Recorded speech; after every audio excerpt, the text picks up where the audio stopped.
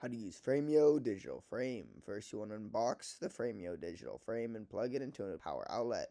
Then tap the screen to power it on. If it doesn't start automatically, then choose your language and then connect to a Wi-Fi network. Then you'll install Frameo app on your iPhone or Google Play Store if you're on an Android. Search for Frameo and download the official Frameo app.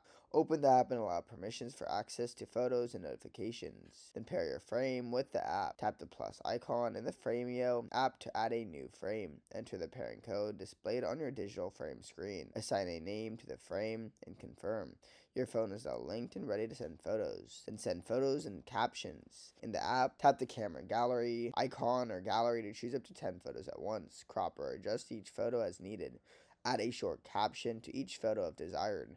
Then tap send to your selected photos will update directly to the frame. Then view and manage photos on the frame. Swipe left or right on the frame screen to browse photos. Tap the screen once you open the menu. From the menu, you can adjust the brightness, volume, view photo details, delete unwanted images, and set slideshow timing. You can also add multiple users by doing this and enable auto update and storage settings. If this video helps you, make sure to subscribe. But for now, goodbye.